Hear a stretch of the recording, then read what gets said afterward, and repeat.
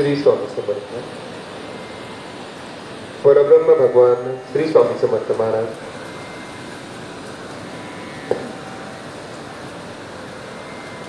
ज्यांनी पूर्ण दत्तावतारी स्वामी समर्थ मार्गातून दीक्षा घेऊन तेजाची अशी कठोर उपासना केली. 12 वर्षे हिमालयात, 36 वर्षे त्र्यंबकेश्वरी असे सद्गुरू ब्रह्मीभूत विठ्ठल महाराज तुमच्या आमच्या सारख्याच एका सामान्य आणि शेतकरी परिवारामध्ये जन्माला आलेले मानव नाही तर महामानव, एक ऋषितुल्य व्यक्तिमत्व. तेजाकडून तेज घेऊन स्वतः तेजोनिधी झालेले सद्गुरू ब्रह्मीभूत मोरे दादा.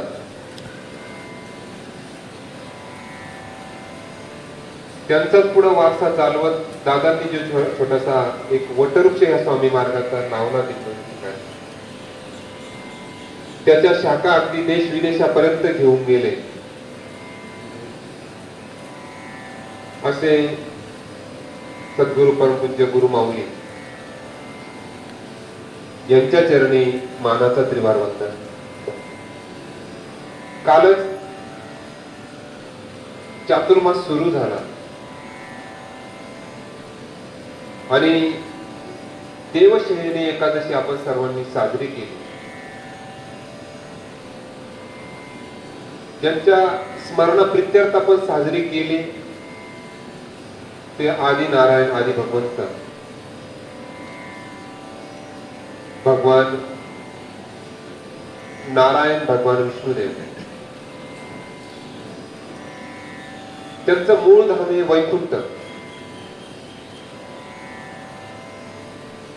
परंतु त्या मूळ धामामध्ये नेण्यासाठी विधी हरिहर एक रूप झाले आणि त्यांचा त्रिगुणात्मक अवतार झाला तो दत्त अवतार. ते असे सद्गुरू स्वतः परिपूर्ण परब्रह्म आहेत, परंतु ईश्वरी तत्व आणि गुरुतत्व याचा मिलाप म्हणजे दत्तप्रभू. आणि त्या दत्तप्रभूंचा कलियुगातला अवतार म्हणजे श्री स्वामी समर्थ महाराज. आणि तुम्हाला आम्हाला ह्या दुःखाच्या या भवसागरातून घेऊन जाण्यासाठी अवतार घेतला सद्गुरूंचा. पण एवढं व्यापक आहे त्यांचं स्वरूप, तर त्यांच्याबद्दल म्हटलं गेलेले अखंड मंडलाकारं व्याप्तमेन चराचरं.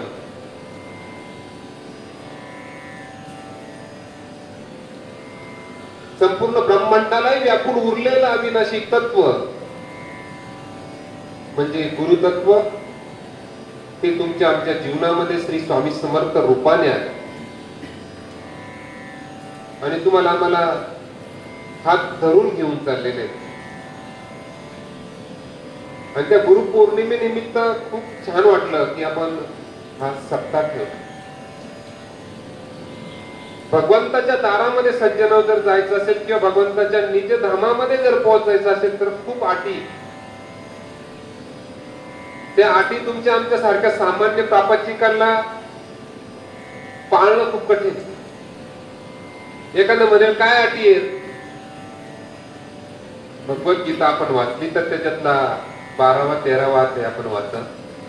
36 लक्षणं सांगितलेले आहेत भक्ताची. त्याच्यातलं पहिलं लक्षण आहे अद्वेष्टा, जो कुणाचा द्वेष करीत नाही. तिथं तर पावलं पावली हेच काय. मी आता कशावरून येत होतो, माझ्या पाठीमागून एक जण भरकन पुढे आला. माझी गाडी 60ची स्पीड नव्हती, त्याची 80ची स्पीड नव्हती, तरी मला राग आला. स्पर्धा आहे. स्पर्धा म्हणला का द्वेष? अद्वेष्ट हा सर्वभूतानां. एखाद्याने शेजारच्याने गाडी जरी घेतली तरी मनात येतं जळजळ जायचं. शेजारच्या मुलीला चांगले मार्क पडले तरी कॉपी करून पास झाले. अहो हेच नाही अबाळे साहेब, शेजारचीने चांगली साडी जरी घेतली ना, नवी घातली ना, तरी कार्यानंतर पहा.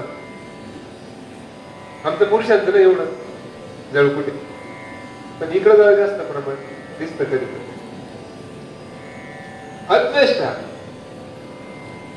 सर्वभूताना, कुठल्याही जीवाचा जो द्वेष करत. मैत्र, जो प्रत्येकाशी मित्रत्वाच्या भावनेने वागतो. बघा एखादा आपला जीवलग जर मित्र असेल ना, की काही संकट आलं आपण लगेच मदत करतो. काही संकटच येऊ नये आलं तर आपल्याला त्याचं जे संकट आहे ते आपलं दुःख वाटतं. काही आमचे काल मित्र आहेत अमोल भाऊ, त्यांच्या बहिणीचा ऍक्सिडेंट झाला. डोळ्यात पाणी आलं, भाऊ बहिणीच्या मेंदूला मार लागले का, काहीतरी करा. ते तिकडून बोलत असताना मला तिकडे रडायला यायला लागेल. ताबडतोब सेवेकरी केंद्रात होते, पोरं चालले होते घरी. मला संध्याकाळी बसा करून अर्धा पाऊण तास तुमची सेवा घे. मैत्र, मैत्र, करुणा, करुणा ही प्रेमाच्या पुढची स्टेप आहे. आणि ती करुणा फक्त आईमध्ये, गुरुमध्ये आणि भगवंतामध्ये तयार होते. करुणा हे वचन. एक गाणं ऐकतं बघा, गोमातेच्या डोळ्यामधली करुणा मधला दे स्वामी. ती करुणा मुलाकडे बघितल्यानंतर पोरगा आजारी तापाने फणफणतय, मनामध्ये कशी करुणा निर्माण होते. करुणा हे वचन. निर्मम, कुठल्याही प्रकारची ममता नाही. ममता म्हणजे असत्य. ममता म्हणजे आईची ममता वेगळी, गुरुची वेगळी, भगवंताची वेगळी, ती नाही म्हणत. असत्य. निर्मम, निरंकार, कुठल्याही प्रकारचा अहंकार नाही. निर्मम, छोट्या छोट्या गोष्टींचा अहंकार येतो आपल्याला. निर्मम, निरंकार. सम, दुःख क्षमी, सुखात आणि दुःखामध्ये ती राहायची लढायचं. बघा आता काचेचा ग्लास जरी आपल्याकडून फुटला किंवा कप बसी फुटली तरी लगेच आपण वाय बनवून दिवसभर करमत नाही. सुख, दुःख क्षमी, सुखात आणि दुःखामध्ये तो सम आहे. आणि सर्वात महत्वाचा पुढचा शब्द आलेला आहे क्षमी, ज्याच्यामध्ये क्षमाशीलता आहे. कधी कधी आपल्याला बालपण सुद्धा आठवतं बघा. मी लहान असताना त्याने माझी वही फाटली, आता बदला गेला. माझ्या लग्नाच्या वेळेस एक महिला आली होती. पोरं आता लग्नाला आहे. माझ्या लग्नाच्या वेळेस माझ्या सासूने मला 2 तोळ्याचं मणिमंगळसूत्र केलं. म्हणलं चांगलं झालं, पण कापड सांभाळीत नाही. पण माझ्या जावाला 3 तोळ्याचं केलं होतं म्हणून सांभाळीत नाही. आता 25 वर्ष झाली. क्षमी,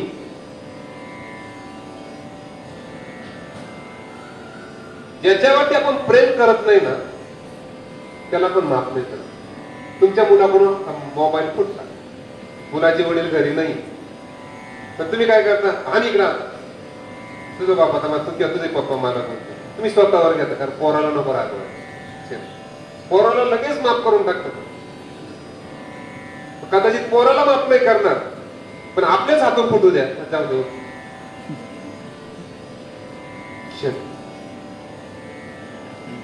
संतुष्टम सततम योगी, जो कायमस्वरूपी संतुष्ट आहेत, आनंदी आहेत. अवघड आहे ना कायमस्वरूपी आनंदी ना. भगवंताला कोण आवडतं ते सांगतं, नंतर गुरुवरती बोलतोय. संतुष्ट, कायमस्वरूपी संतुष्ट आहेत, आनंदी. सुख येऊ किंवा दुःख येऊ. योगी माणसाचं एक लक्ष सांगितलंय, अपूर्यमानम अचलम प्रतिष्ठम समुद्रमा परपविशन्ति सर्वे तद्वत कामा. भगवान कृष्ण सांगताय 16व्या अध्यायामध्ये. ज्या पद्धतीने अनेक नद्या समुद्रामध्ये प्रवेश करतात, पण तो समुद्र 1 इंच सुद्धा वाढत नाही.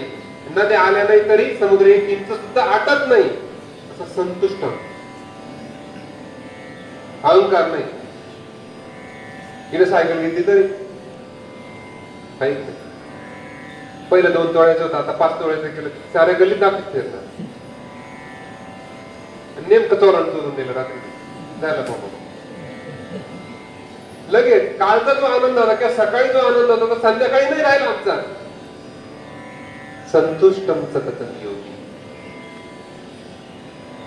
ययात्मा दृढ निश्चया, जो आत्म्यामध्ये दृढ निश्चित झालेला देह नाहीये, ययात्मा दृढ निश्चया मयार्पित, म्हणजे मला जो मयार्पित मन बुद्धी योमत भक्त समप्रिया, त्याने मला त्याचं मन अर्पण केलेलं आहे, असा भक्त मला खूप प्रिय आहे. अजून पुढं खूप आहे. आपलं अख्खं प्रवचन त्याच्यातच आहे, मी पुढचं बोलत नाही.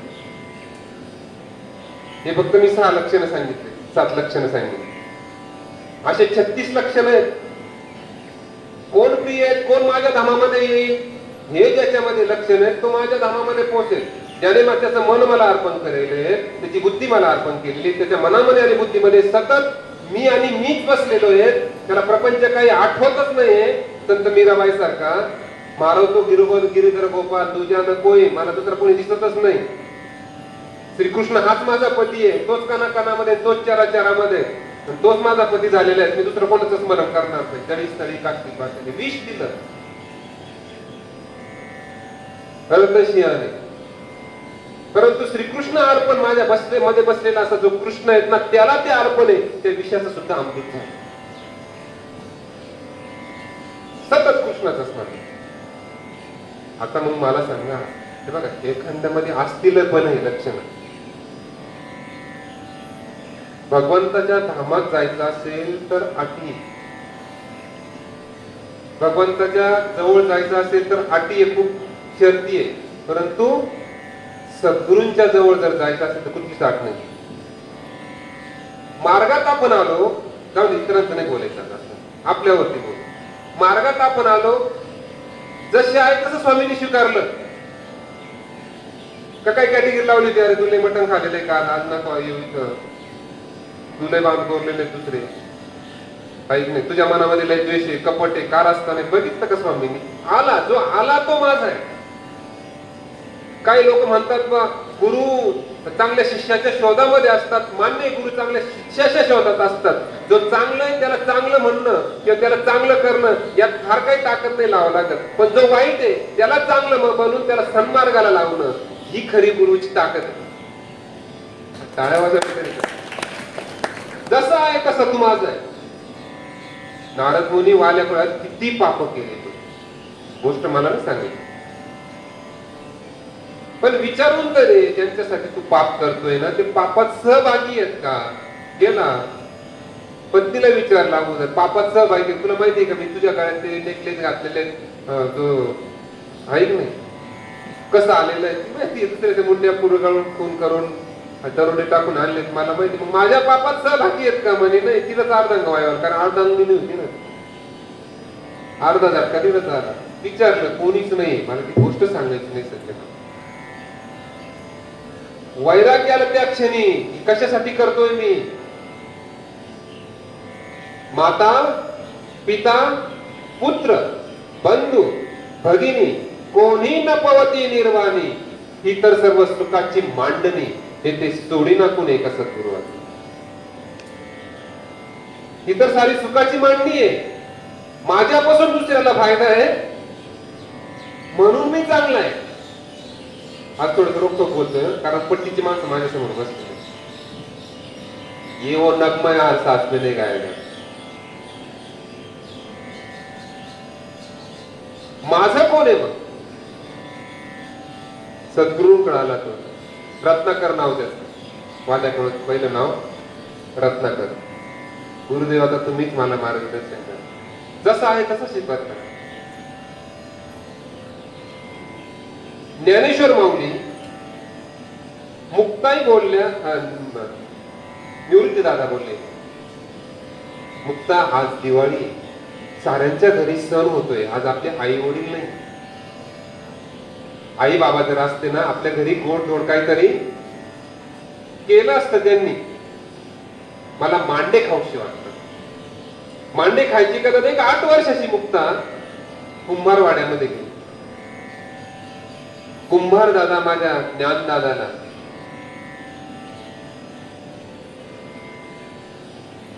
मांडे निवृत्ती दादाला मांडे खाण्याची इच्छा झाली. मडकं घेतलं ते मांडीला भाजण्यासाठीच आणि म्हणे विसोबा काका भेटले. काय का बघते, कुठे चालली? म्हणे काय नाही, माझ्या ज्ञानदादाला निवृत्ती दादाला स्वपन काकाला मांडे खाण्याची इच्छा झाली. पापातून निर्माण झालेली संतती या शब्दात अजून घाणेरडे काही शिव्या दिल्यात, मी त्या बोलू शकत नाही. संन्यासाचे कार्टे मांडे खाण्याची इच्छा झाली. ते मडकं घेतलं, फोडून टाकलं. मुक्ताबाईचे जोरात तोंडात दिली. घोड्यावरती बसलेला होता तो विसोबा काका आणि छातीत लाथ मारली. तोंडातून रक्त यायला लागलं. मुक्ताबाई रडत आली, दादा आता मी मांडे कसे करू? काय झालं? विसोबा काकांनी खापर फोडून टाकलं. ते असं का? माऊली बोलले, योग सामर्थ्याने माझा जठराग्नी प्रज्वलित करून माझ्या पाठीवरती मांडे भाजत असताना ते विसोबा काका आले आणि कसे मांडे करतात आणि कसे खातात आता पाहतो म्हणे. लाल बुंद झालेली पाठ ज्यावेळेस त्यांनी बघितली, इतका सुंदर असा सुगंध आला त्या मांड्यांचा, यांच्या तोंडाला पाणी सुटलं. फेकून दिलेल्या पत्तरवाळ्यात चाटल्या म्हणून विसोबा चाटी नाव पडलं. आणि मग ज्ञानेश्वर माऊली हे खेचरा म्हणजे एक वरची मुद्रा आहे बरं का. योगी मोठी मोठी योगी ज्यावेळेस हे षडचक्र जागृत होऊन मूलाधार, मणिपूर, स्वाधिष्ठान, अनाहत, विशुद्ध, आज्ञाचक्र जागृत होऊन जी पुढची मुद्रा आहे, खेचरी मुद्रा म्हटलेलं आहे त्याला. मोठे मोठे योगींची जी जागा होती, जागेवरती बसून ब्रह्मांडात सर्व ते घडामोडी पोहोचत. एका क्षणामध्ये ही खेचरी मुद्रा जागी झाली आणि आत्मसाक्षात्कार नाही तर विसोबा काकांना ब्रह्म साक्षात्कार करून दिला गुरु. आता अर्ध्या तासापूर्वी विसोबा काकांनी तोंडात मारली होती आपल्या लहान बहिणीच्या जी आई समान आहे, ऐक नाही, मुक्ताईला ताई म्हणतात. लहानी होऊनही ती आई झालेली आहे. जसं आहे तसं शिव. मुंबाजी बुवा तुकोबारायला इतकी जळफळ करायची तुकोबारायांवरती मुंबाजी बुवा. द्वेष भावना.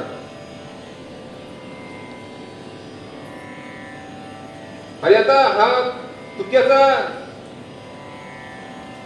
महिमा वाढत चाललेला आहे त्या भाषेमध्ये. त्याची कीर्ती वाढत चाललेली आहे. अनेक षडयंत्र केले, मग एका वेश्याला तिथं पाठवलं, अनेक आरोप त्यांच्यावरती केले. तुकोबाराय डगमगले नाही. शेवटी एक दिवस त्या मुंबाजी बुवांनी असे ओल्या काट्याचे ओल्या काटे असते ना, फांद्या त्या तोडल्या बाबळीच्या आणि रस्त्यामध्ये टाकल्या. रस्ता साऱ्या गावात. पण तुकाराम महाराज येऊ राहिला ना म्हणून तुकोबारायला जायचं होतं. त्यांनी एक फांदी बाजूला केली गेले तिथून. मी टाकलेल्या काट्या आहेत, कशाला काढल्या? झालं म्हणून तुकोबाराय पांडुरंग त्यांनी ती ओली काठी घेतली. सपासप विसोबा काकांना किंवा त्या मुंबाजी बुवांनी तुकोबारायांना मारलं. अंगामध्ये अनेक काटे दिसले, तरी पण पांडुरंग पांडुरंग पांडुरंग. संध्याकाळी तुकोबाराय ज्यावेळेस देऊमध्ये पुन्हा कीर्तन करायचे, सर्व गाव आले, पण आज मुंबाजी बुवा नाही आलेले. कोणीतरी बोलत का आज नाही आले म्हणे. ते जा जा जा जा जा त्यांना घेऊन या. मुंबाजी बुवांकडे गेले तर मुंबाजी बुवांना सारे काटे टोचल्याचं वेदना होत.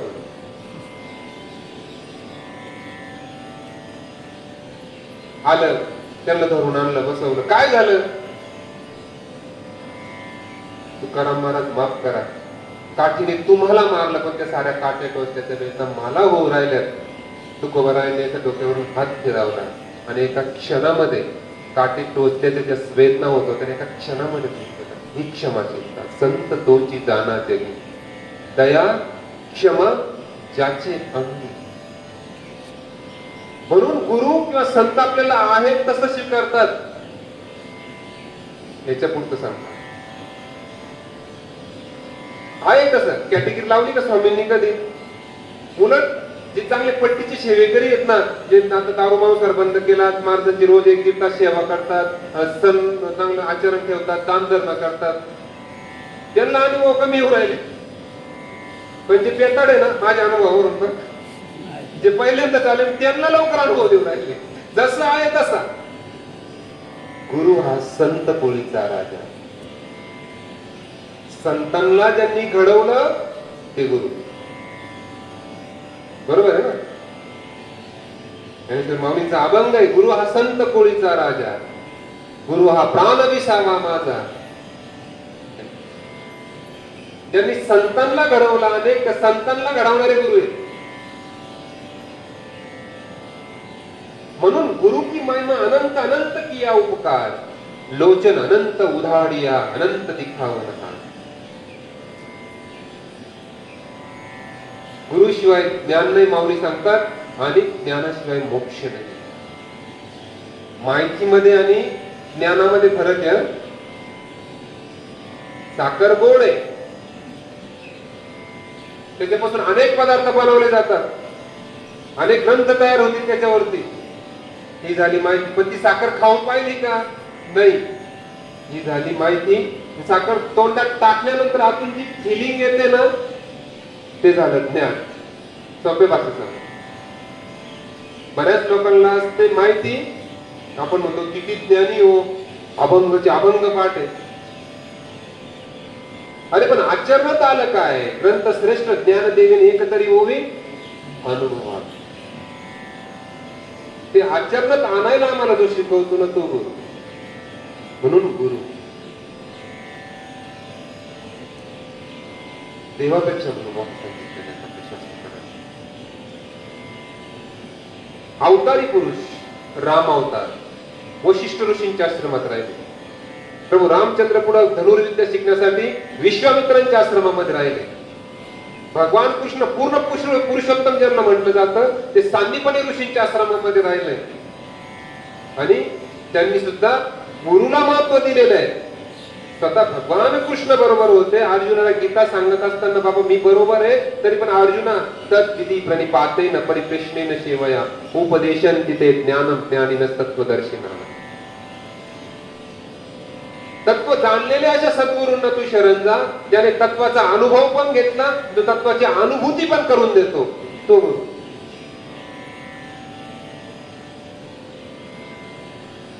मग कालच आपण एकादशी साजरी केली. वारकरी संप्रदायाची परंपरा खूप मोठी आणि आमच्या सर्व संतांनी सद्गुरूंना महत्व दिलेले आहे. ज्ञानदेवे म्हणे तरलो तरलो आणि आता उतरलो सद्गुरु कृपे. निवृत्ती दादा गुरु लाभले गहिनीनाथ. साक्षात्कार झाला तिथं साधना केली एकांतामध्ये. आणि पुढे तो वारकरी संप्रदायाचा पाया निवृत्तीदादांनी ज्ञानेश्वर माऊलींकडून रचून घेतला. म्हणून ज्ञानदेव रचिला पाया आणि तुका झालाशी कळस. खूप आहे बोलण्यासारखं, खूप आहे. परंतु ज्ञानेश्वर माऊलीने एवढं हे केलं. ज्ञानेश्वरीने बघितलं, अगोदर तर जातीत घेतलं नाही. संन्यासाचे पोरं, संन्यासाचे कार्टे म्हणून भयानक यातना दिल्या, हिनवलं, अनेक प्रकारचे अपमान केले, अनेक प्रकारचे दोषारोप केले. ज्यांच्यासाठी आपण हा अवतार घेतलेला, ज्यांच्यासाठी हा जन्म घेतलेला, ते लोकच आपल्याला नाकारून राहिले. तेच लोक आपल्याला त्रास देऊन राहिले. आले आपल्या कुटियामध्ये, दरवाजा बंद केला. आता हा देहच नको, म्हणून प्राण आपण व्हावी एकवटून आता देह संपून टाकावा. मग मुक्ताई आली. ताटी उघडा ज्ञानेश्वरा. ताटीचे अभंग मुक्ताईचे. अहो तुम्ही या जगाचं कल्याण करण्यासाठी आले. तुम्ही तर साक्षात कैवल्याचा पुतळा आहेत. मुलगा आईवरती रुसला तर चालेल, परंतु आईने मुलावरती रुसून कसं चालेल माऊली? कैवल्याचा पुतळा प्रकटला भूतळा अशी उपमा देऊन ज्ञानेश्वर माऊलींना शांत केलं. सोडून द्या तुम्ही माऊली. 4 मुलं आहेत आईला, 3 मुलं चांगले आहेत आणि एक मुलगा नेमका वाईट मार्गा गेलेला, दारू पितो, पत्ते खेळतो. त्या आईला जर विचारलं ना की कसं काय तुमच्या पोरा सोरांचं, ते तिघांची नाही भाऊ काळजी, पण ते 3 नंबरचं आहे ना, पत्ते खेळायचं, जुगार खेळायचं, दारू पितं, प्रपंचात लक्ष नाही झाले, त्याचीच काळजी. आई करते 4 मुलांची काळजी, पण माऊली कुणाला म्हटलेलं आहे, जी संपूर्ण मानव जातीची, अखिल जडजीवांची जी काळजी करते ना, त्याला माऊली म्हटलेलं आहे. ते ज्ञानेश्वर माऊली. घडले कुणामुळं बघा ना, बघितलं दादा,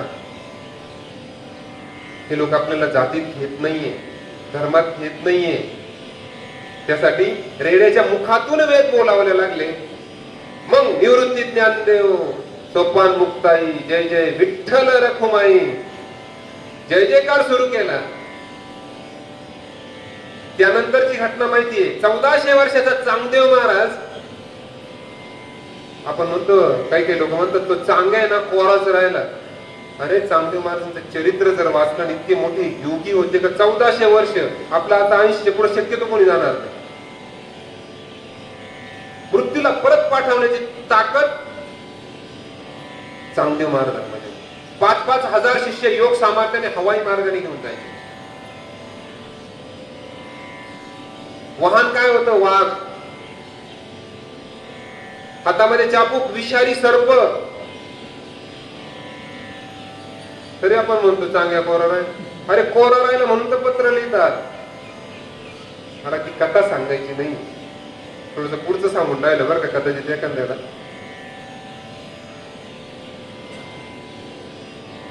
आणि मग हे ज्या 4 भावंड आले, हे बघा माणूस किती जगला यापेक्षा कसा जगला. 1400 वर्षाचे चांगले पण गुरु भेटलेले नव्हते. आले आपल्या तिथं कुंतांब्या, हे ध्यानाला जायचे. मृत्यू जवळ आला का त्यांना ते कळायचं, त्यांना अगोदर ते ध्यानात जायचे, निर्विकल्प समाधीमध्ये ईश्वरी तत्वाशी एकरूप होऊन जायचे. ते पूर्ण ते यमदूत निघून जायचे. पण 2 महिन्याने, 4 महिन्याने, 6 महिन्याने कधी ध्यानातून बाहेर आले, इथं कोण आहे असं म्हटलं, जवळ तो चाबूक असायचा सर्पाचा.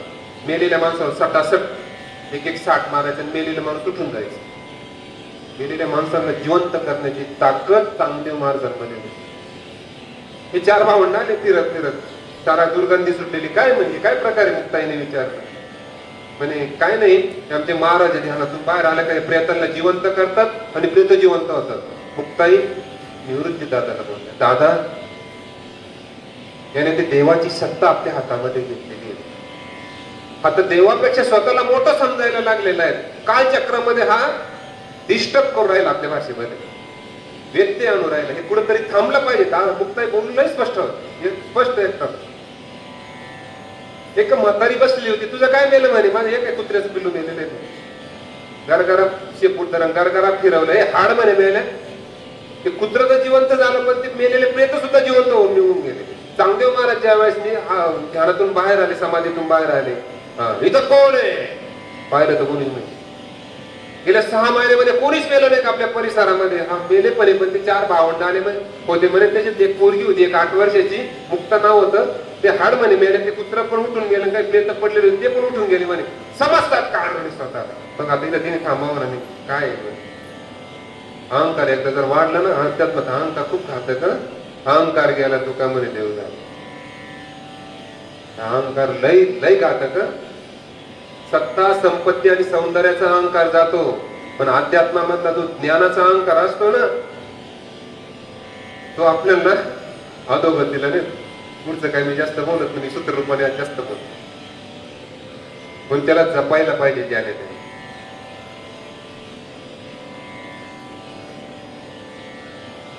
आणि पत्र पाठवलं तरी चांगदेव महाराजांचा शिष्य बोललाच, गुरुदेव हे पत्र कोरं हो.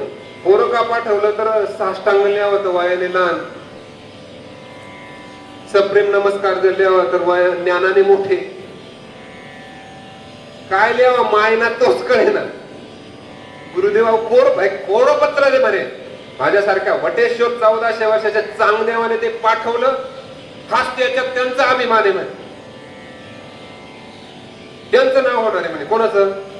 ते 4 भावांना गेले. त्यांचं तो एक दूध घेऊन शिष्य घेऊन गेला. हे सकाळी सकाळी बसलेले. ज्ञानेश्वर माऊलींच्या हातात पत्र पडलं. दादा पत्र कोरय रे हे. निवृत्ती दादाला बोलले, दादा पत्र कोरय रे हे. मुक्ताईने बघितलं दादा हा चांगदेव कोराच राहिला. निवृत्ती दादा, हे मुक्ती अनेकडं ज्ञाना पात्र चांगलं आहे, कोर आहे, त्याच्यावरती शब्दांचे संस्कार कर. आणि मग ते लिहिलं ओम श्री स्वस्ती वटेश्वरेशु. 65 ओवाळलेल्या. परत तसंच पत्र परत पाठवलं. एक पण ओवी कळाली नाही चांगदेव महाराज. आणि मग चांगदेव महाराज आले. समजतात काय म्हणे, आपल्या ज्ञानाचा अहंकार आम्हाला दाखवतात. वाघावरती बसून आले, विषारी सर्प. आणि मग गावातले माणसं बाया, अरे चांगदेव महाराज आले, चांगदेव महाराज आले. वाघावरती बसून आले. कोणीतरी एक पळत आला. एक 4 मुलं बसलेले होते भिंतीवरती. अहो चांगदेव महाराज भेटायला आले. कशावर आले? वाघावरती. मुक्ताई बोलल्या, दादा वाघावरती बसून आलेला आहे चांगदेव, आता कसं सामोरं जायचं एवढ्या मोठ्या योग्याला?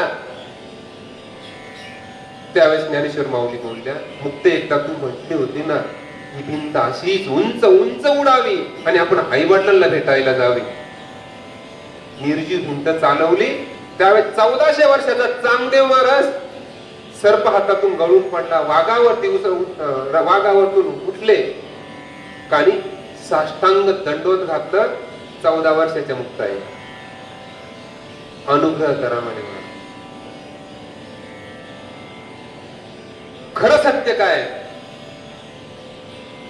गुरु भेटलेला नव्हता.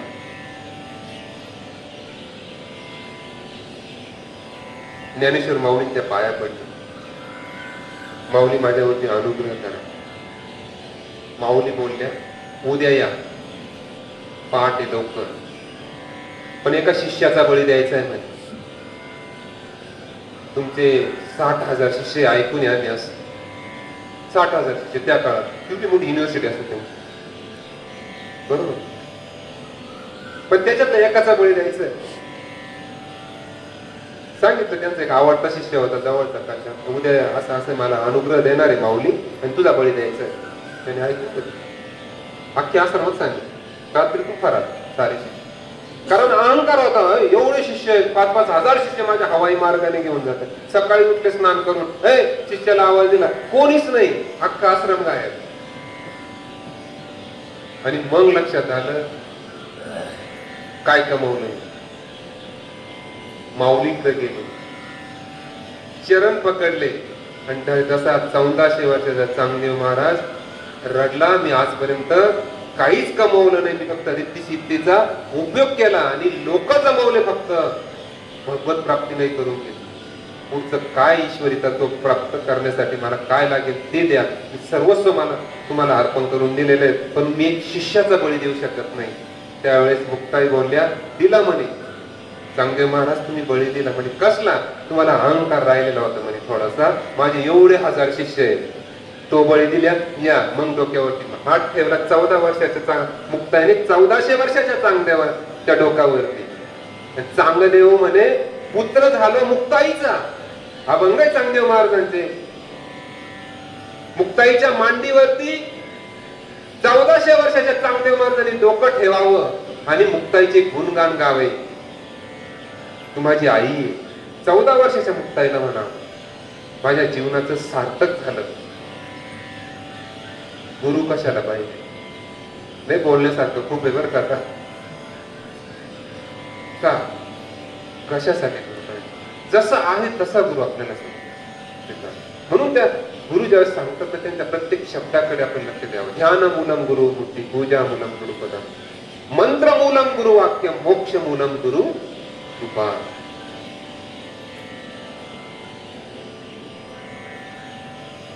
आणि एक चमत्कार सुरू झाले वगैरे सर्व केलं बघा. मग ज्ञानेश्वरी त्या रेड्याच्या मुखातून वेद, तो रेडा बरोबर होता. काही लोक म्हणतात रेड्याच्या मुखातून वेदच बोलवले नाही. अरे कसं तुम्ही असं बोलताय? खरंय ते. तो रेडा नंतर पैठणला रेड्याच्या मुखातून वेद बोलवले. तो रेडा नंतर आमच्या चारही भावंडांबरोबर, ज्ञानेश्वर माऊलींबरोबर शेवटपर्यंत बरोबर होता. आपल्या नेवाशे या ठिकाणी आले ना 4 भावंड, त्यावेळेस तो रेडा होता बरोबर. आज आळे फाट्याला समाधी रेडे महाराजांची. सांगायचं तात्पर्य काय मला, 800 वर्षापासून तिला आजही कंटिन्यू विना वाजतोय. महत्वाचं सांगायचं तात्पर्य काय आहे का, रेडे की मुखातून वेद बोलवले. मुक्या प्राण्याचा सुद्धा गुरूंनी किंवा संतांनी उद्धार केला. मग तुमचा आमचा का नाही करणार? बरोबर आहे, तुमचा आमचा का नाही करणार? आले तिथं बस. आणि बघितलं लोकांमध्ये खूप अंधश्रद्धा आहे. खरबा धर्म कळू नाही राहिला.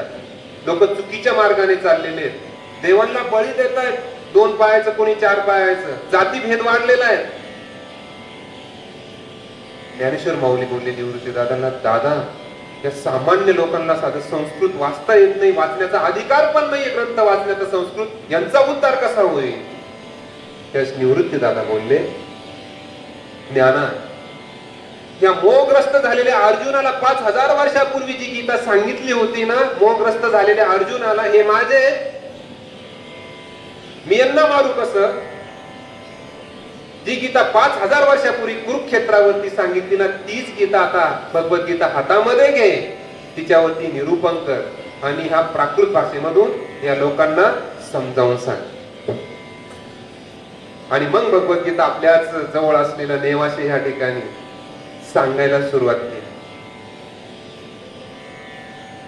सांगण्याच्या अगोदर हे 4 भावंड गावोगाव प्रचार प्रसार करीत असताना धर्ममार्गाचा, एक महिला आली, डोक्याला खूप मोठं कुंकू लावलेलं, चुडा भरलेला, नवं पातळ नेसलेलं, दर्शन घेतलं आणि माऊलींच्या तोंडून एक शब्द गेला, सौभाग्यवती भव. तिने तोंडाला पदर लावला. माऊली काय बोललेत आणि काय आशीर्वाद दिला? चुकीचा आशीर्वाद दिला माऊली तुम्ही मला. म्हणजे काय झालं? म्हणजे माझे पती तर मेलेले आहेत, पण तुमच्या कपाळाला मी कुंकू बघितलं, मृत्यू झालेले आहेत, मी त्यांच्या बरोबर आता सती जाणार आहेत. शेवटचं दर्शन म्हणून तुम्ही आले, म्हणून तुमचं दर्शन घेतो, तर आशीर्वाद द्या. माऊलीने सांगितलं, सौभाग्यवती आशीर्वाद दिला ना माई तुला, तो आशीर्वाद खोटा ठरणार नाही, तो खराच ठरेल. पुढे तुझे पती मेलेले शरीर पुढे घरामध्ये पडलेले होते, रडागाग सुरू झाले होते. काय नाव तुझ्या पतीचं? म्हणे सच्चिदानंद. अरे सच्चिदानंदाचा पुढं मृत्यू होत असतो का? सच्चित आनंद जे सत्य. सत्य कोण आहे? सत्य तू, सत्य तू, सत्य तू, सत्य विठ्ठला.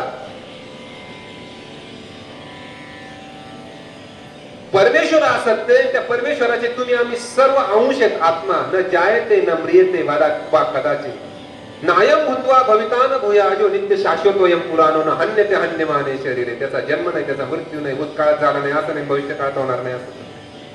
तो कसा आहे? अजो नित्य शाश्वतोयम पुराणो. असा तू आत्मा आहे सच्चिदानंदा. काय झोपलास? उठ. डोक्याला हात लावला.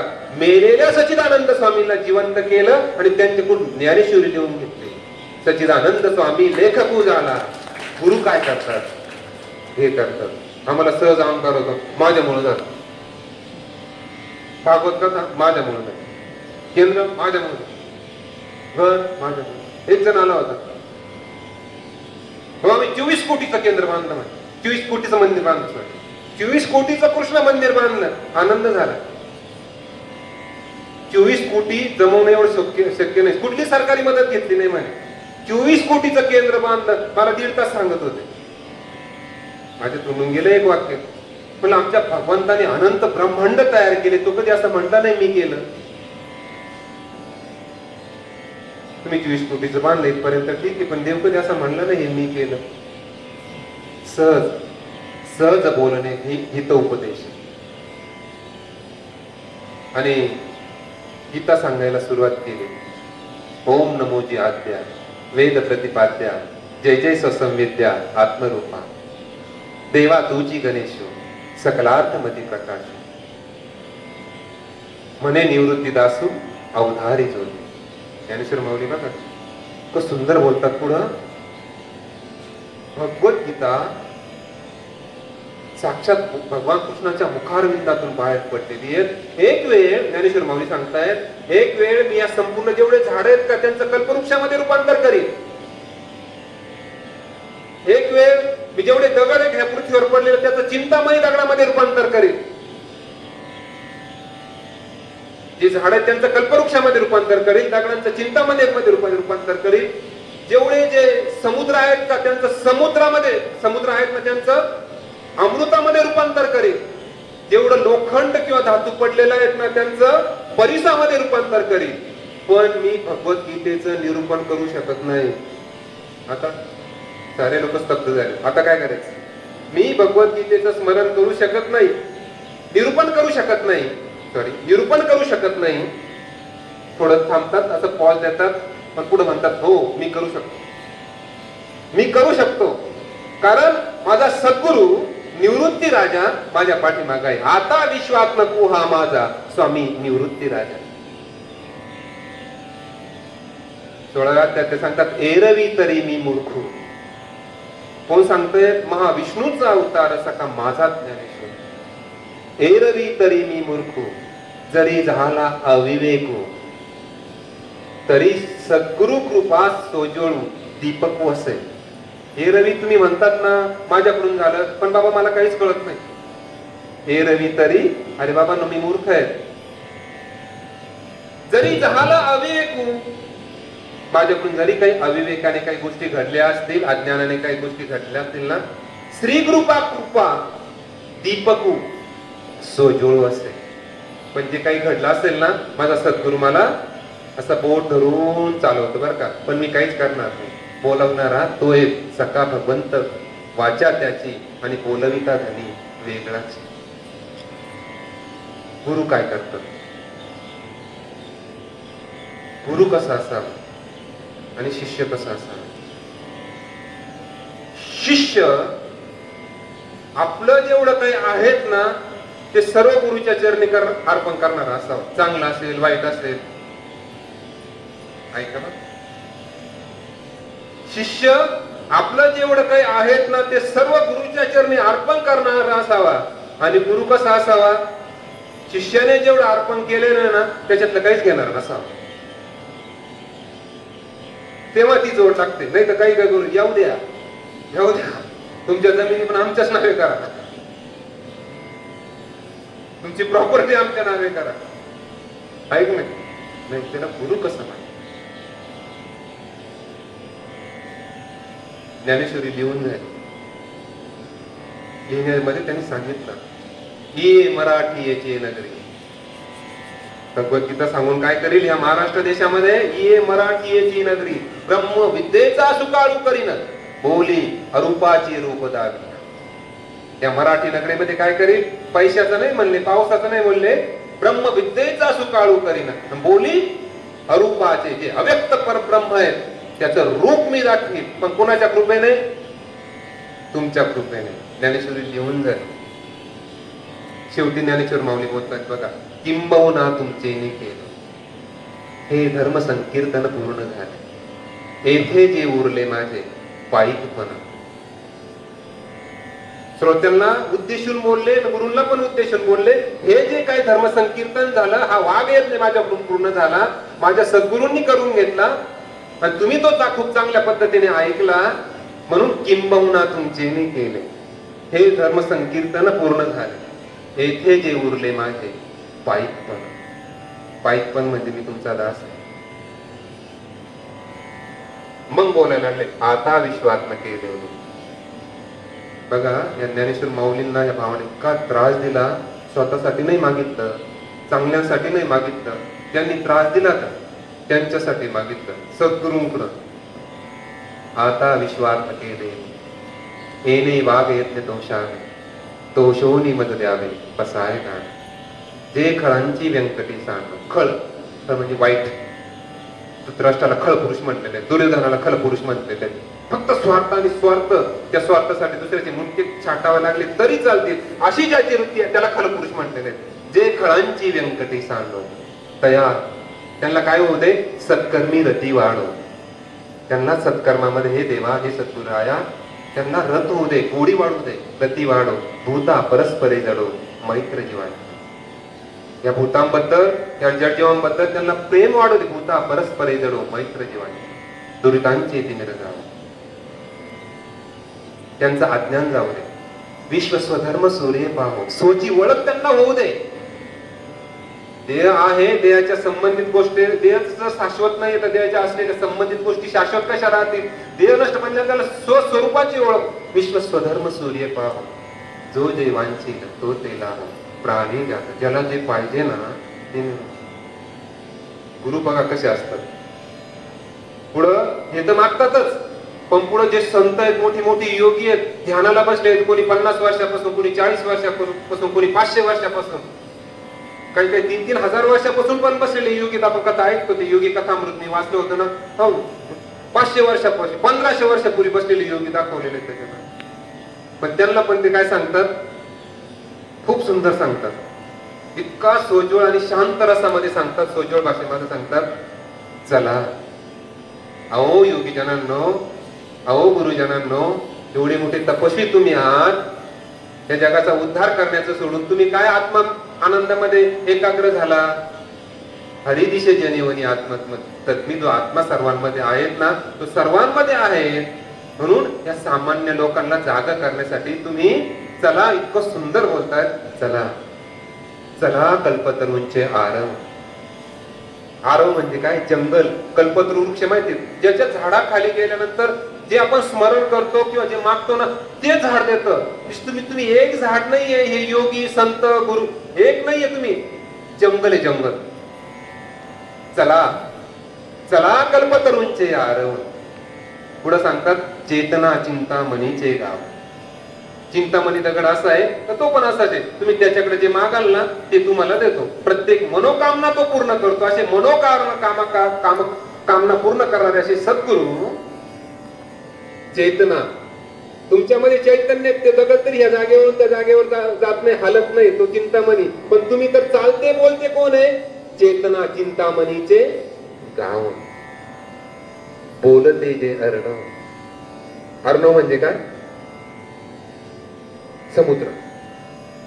अर्णव म्हणजे समुद्र. बोलते चालते, तो समुद्र तरी एका ठिकाणी राहतो, कोणाशीच बोलत नाहीये.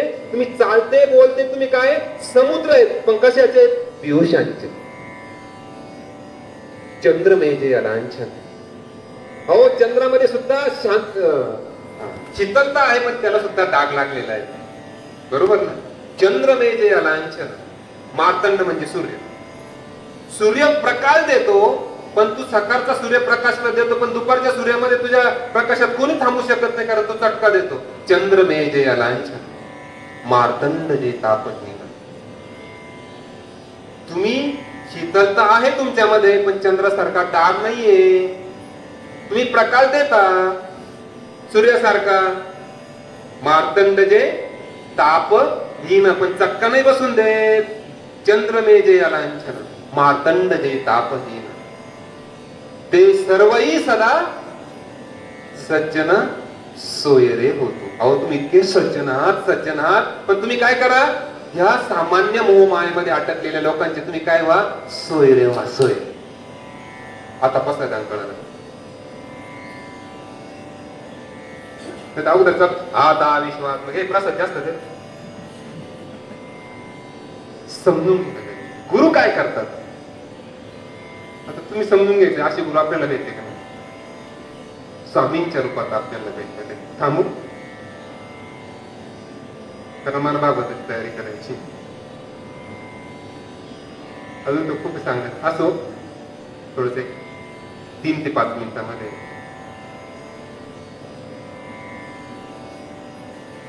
मग हा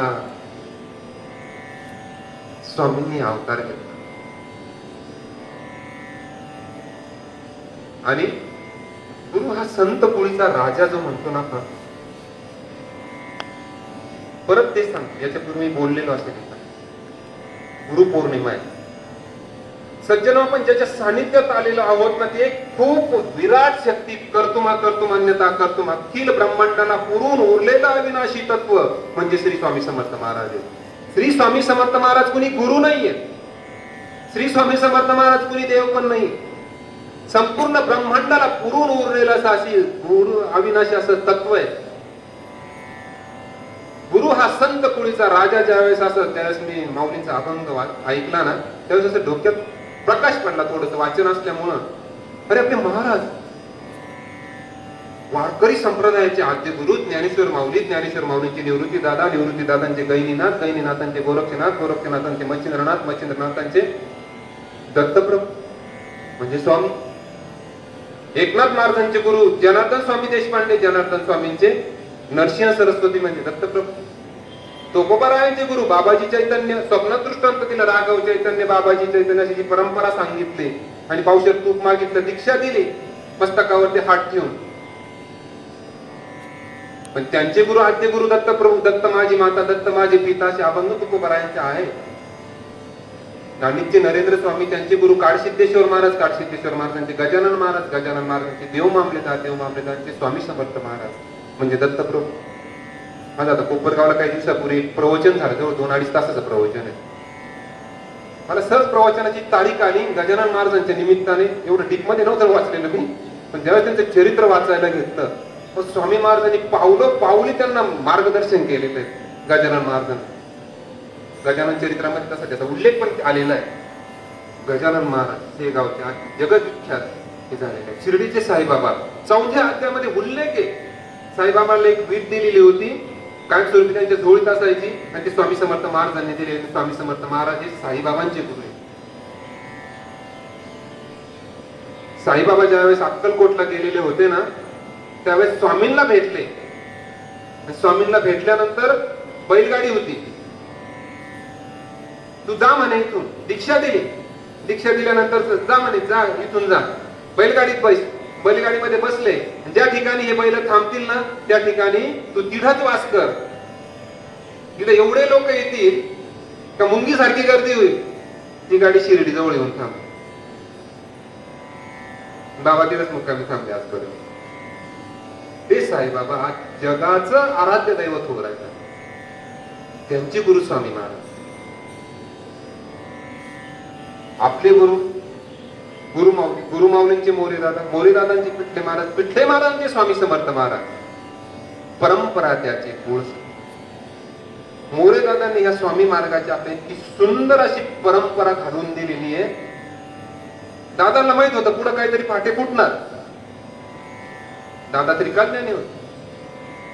म्हणून बाबांनो, मी तुमचा गुरु नाही, आपल्या सर्वांचे गुरु स्वामी आहे.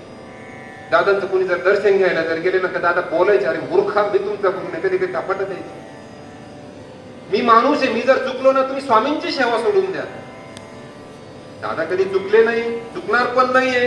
पण एखाद्या व्यक्तीची मनोकामना कदाचित त्याच्या कर्मानुसार, त्याच्या सेवेच्या अभावामुळे नाही झाली तरी तो नाराज होतो. काय खरं काय ना त्याचं. पण मी तुमचा गुरु नाही, तर आपल्या सर्वांचे गुरु स्वामी महाराज आहे. म्हणून गुरु पौर्णिमेच्या दिवशी स्वामींनाच आपण माझं गुरुपद तुम्ही घ्या. एका मूर्तीवरती 3 चमचे अभिषेक, एक पुष्प आणि एक नारळ श्रीफळ वाहून विनंती करावी की महाराज माझं गुरुपद तुम्ही घ्या. आणि घेतात महाराज, खरोखर घेतात. फक्त या दिवशी काही प्रापंचिक मागू नका. 3 चमचे घाली ते, पण पहिला पोराचा नीटला नंबर लागू द्या, MBBS ला लागू द्या. आत्ताच निकाल कळलेले नाही. 5% सेवा केली महाराज, परंतु कमी मार्क पडले. एवढी सेवा करून असं का? 3 चमचे घाली ते, पण मुलीचा इंजिनिअरिंगला चांगल्या कॉलेजला नंबर, ती 3 चमचे.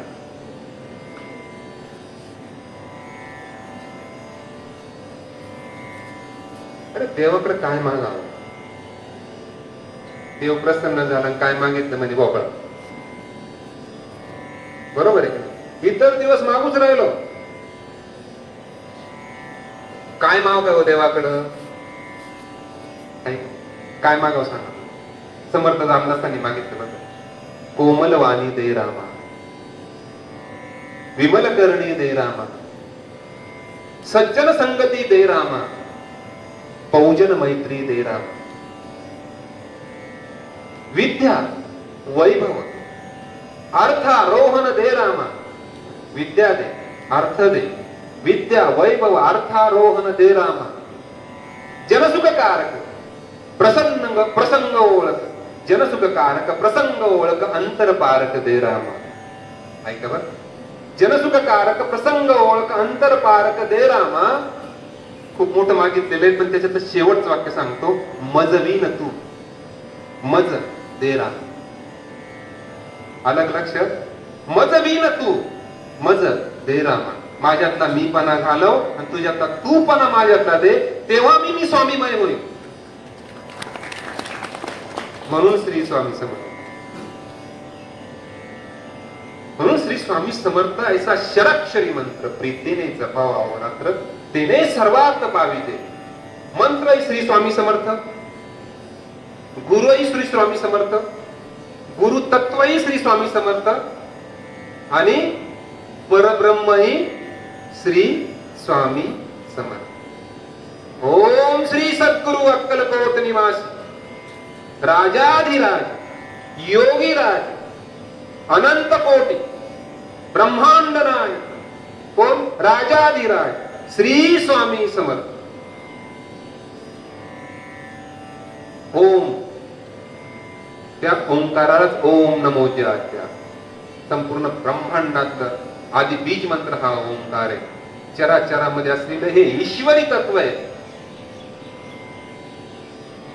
पण ओंकार स्वरूपा तू वेद जननी दुरवीन आम्हा कगा. वेदांची निर्मिती कोणी केलेली? साक्षात भगवान नारायणांनी केलेली आहे. तू दुरवीन आम्हा कगा.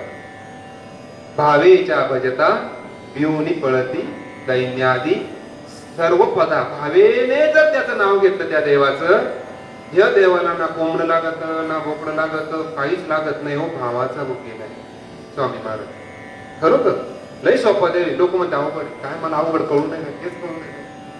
हा आपलं कधी कधी सेवेकरांचं जर चुकलं तर मला थोडेसे दाखवतात काय.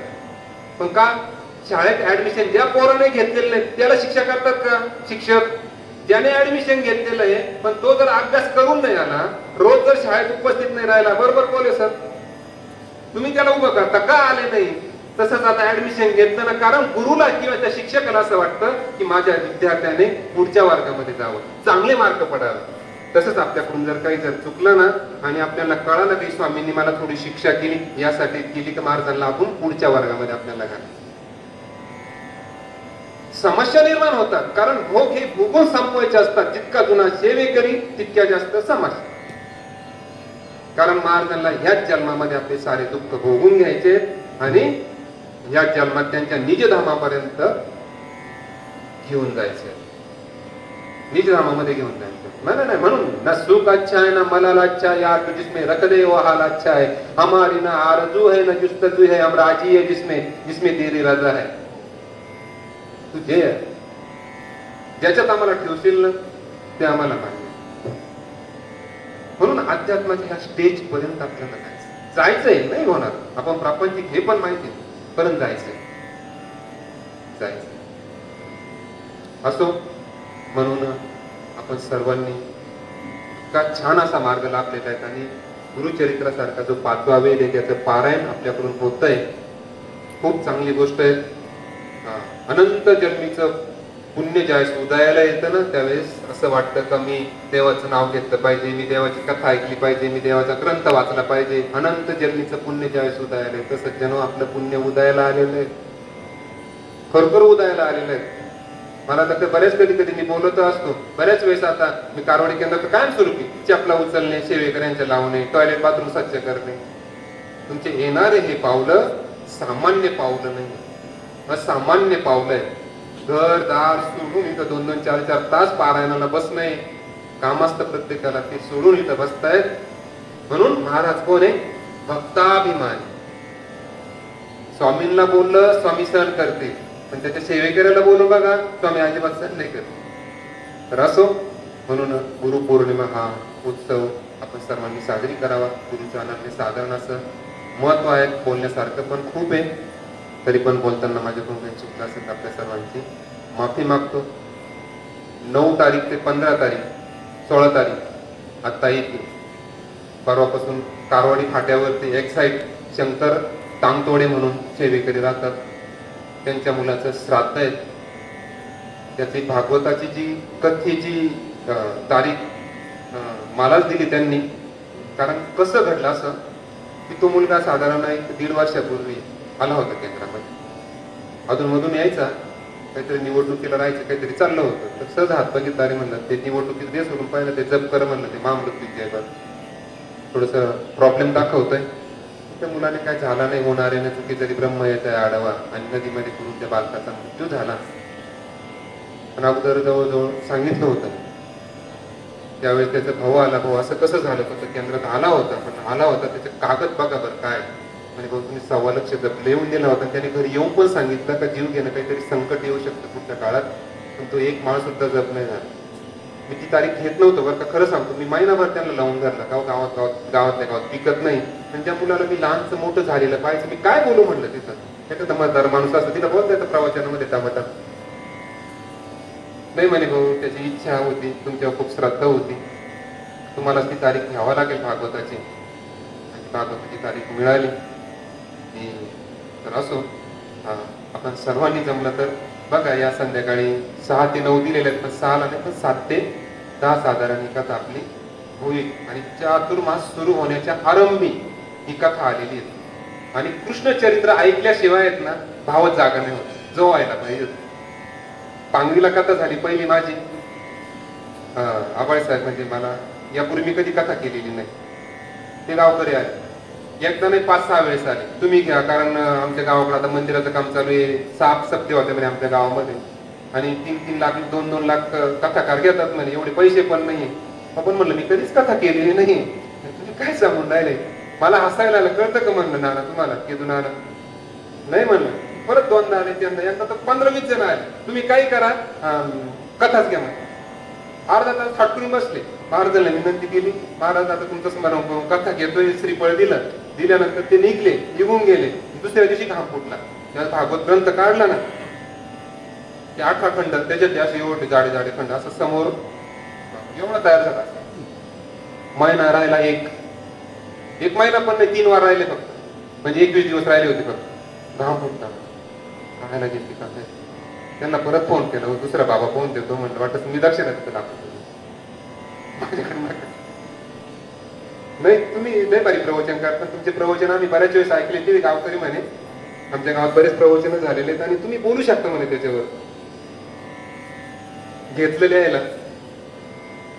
महाराजांचं स्मरण केलं, विनंती केली आणि लिहायला घेतलं. ग्रंथ उचकले, काही ऐकलं, काही वाचलं, लिहायला घेतलं ना. आता तरी पण दुसऱ्या दिवशी मला शंका निर्माण झाली, जमल का आपल्याला. परत घाम आला, खरोखर घाम आला, काय करायचं. परत फोन काढला, पण म्हणलं जाऊ द्या, नंतर करू फोन. तो एक तिथं आणि ते थोडस भगवान कृष्णांचं चरित्रावरती थोडस लिहित असताना, असं पॉइंट काढत असताना डोळे झाकलेले होते. एवढं मोठं चरित्र छोटं करून कसं सांगायचं, हा हे होतं भगवान कृष्णांचं रुक्मिणी स्वयंवराचा तो हे होतं प्रसंग. डोळे झाकलेले होते ना, आता कसं करायचं, कसा मांडता येईल हा प्रसंग, तर खूप मोठा आहे, 2 तास तर त्याच्यातच जाते. आणि असं स्मरण चालू असताना हळूहळू मला ते निळसर रंगाचे पाय दिसायला लागले. झोपलेलं नव्हतं बरं का. नंतर त्याला असे लाल अशी लालिमा आलेली, नंतर असं पितांबर घातलेलं, असं साधारण नाभीपर्यंत मला दिसलं ते. नंतर पाठीमागचा भाग दिसायला लागला पूर्ण. हातामध्ये बासरी घेऊन असे चाललेले. माझ्याशी बोलले नाही ते, कोण होते ते, त्यांनी फक्त हात केला माझ्या मागे. डोळे उघडले, असा सुगंध रूम मध्ये जाणवला माझ्या.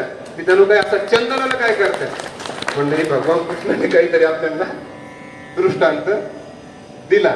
पण त्यानंतर जे लिहायला बसलो ना, 12-12, 15-15 तास बसायचं लिहायला बसलो. माझा स्वतः छोटासा एक भाग होत तयार झाला. कथा झाली. कथा झाल्यानंतर त्या गावातले जे लोक होते ना, नास्तिक 20-25 जणांची, आमच्या गावामध्ये 7 कथा झाल्या म्हणे भाऊ.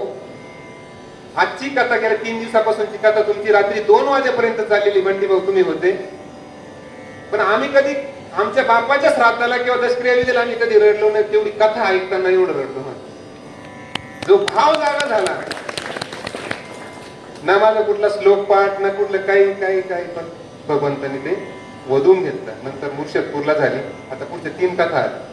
प्रत्येक जणांनी मला विचारलं, आता पण त्यांनी विचारलं, कीर्तांगळीची कथा आली, डोराळ्याची कथा आली. त्यावेळेस त्यांनी विचारलं, मुर्शदपूरकरांनी विचारलं की भाऊ तुमची दक्षिणा किती.